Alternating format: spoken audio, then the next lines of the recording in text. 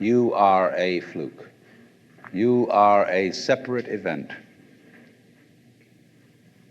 And you run from the maternity ward to the crematorium, and that's it, baby. That's it. Now, why does anybody think that way? There's no reason to, because it isn't even scientific. It's just a myth. And it's invented by people who wanted to feel a certain way. They want to play a certain game. See, the game of God got embarrassing. The idea of God as the potter, the architect of the universe, is good, and it makes you feel that life is, after all, important. There is someone who cares.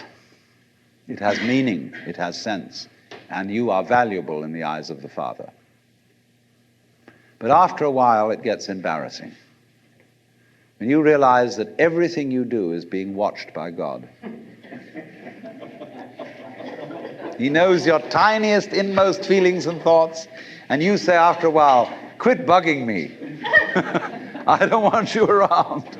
So you become an atheist, just to get rid of it. Then you feel terrible after that, because you got rid of God, but that means you got rid of yourself. You're just nothing but a machine. And your idea that you're a machine is just a machine too. So if you're a smart kid, you commit suicide. Camus said there is only really one serious philosophical question, which is whether or not to commit suicide. I think there are 4 or 5 serious philosophical questions.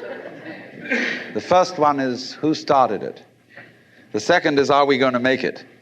The third is, where are we going to put it? The fourth is, who's going to clean up? And the fifth, is it serious? But still, should you or not commit suicide? This is a good question. Why go on? And you only go on if the game is worth the candle. Now, the universe has been going on for an incredible long time. And so really, a satisfactory theory of the universe has to be one that's worth betting on. It seems to me, absolutely elementary common sense. If you make a theory of the universe which isn't worth betting on, why bother? Just commit suicide. But if you want to go on playing the game, you've got to have an optimal theory for playing the game. Otherwise, there's no point in it. But the people who coined the fully automatic theory of the universe were playing a very funny game. What they wanted to say was this: all you people who believe in religion are old ladies and wishful thinkers. You've got a big daddy up there and you want a comfort and thing, but life is rough. Life is tough. And success goes to the most hard-headed people. That was a very convenient theory when the European American world was colonizing the natives everywhere else. They said, we are the end product of evolution, and we're tough. See, I'm a big, strong guy because I face facts, and life is just a bunch of junk, and I'm going to impose my will on it and turn it into something else, you see. And I'm real hard. See, that's a way of flattering yourself.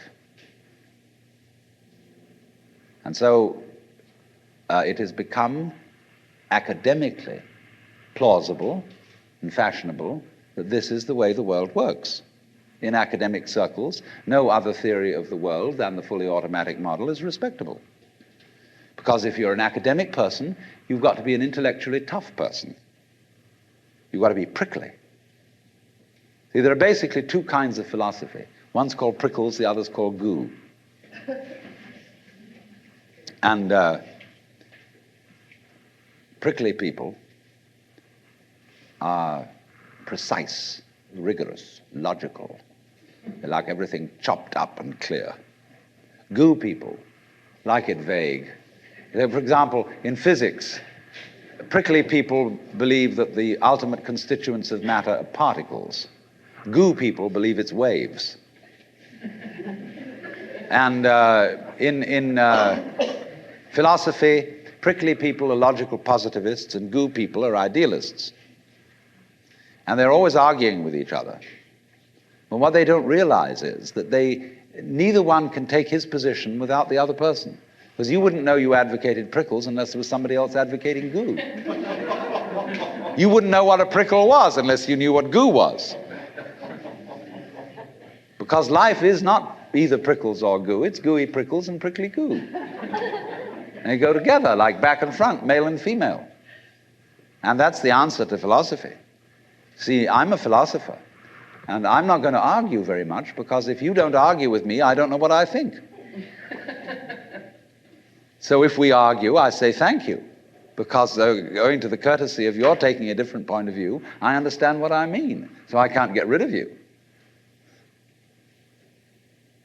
But however, you see, this whole idea that the universe is just nothing at all but unintelligent force playing around and not even enjoying it is a put-down theory of the world.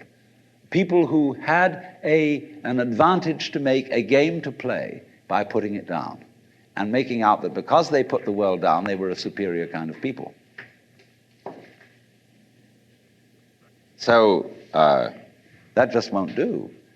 We've had it. Because if you seriously go along with this idea of the world, you're what is technically called alienated.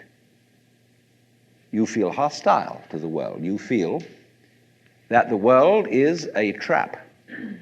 It is a mechanism, it's electronic and neurological mechanisms into which you somehow got caught. And you, poor thing, have to put up with being in a body that's falling apart and that gets cancer, that gets the great Siberian itch, and it's just terrible. And these mechanics, doctors are trying to help you out, but they really can't succeed in the end. And you're just going to fall apart, and it's a grim business, and it's too bad. So if you think that that's the way things are, you may as well commit suicide right now. Unless you say, well, I daren't, because there really, after all, there might be eternal damnation in the back of the thing if I did that. Or then I identify with my children or something, and I think of them going on and without me and nobody to support them. But of course, if I do go on in this frame of mind and continue to support them, I shall merely teach them to be like I am. And they'll go on dragging it out to support their children, and they won't enjoy it, and they'll be afraid to commit suicide, and so will their children. They all learn the same lesson.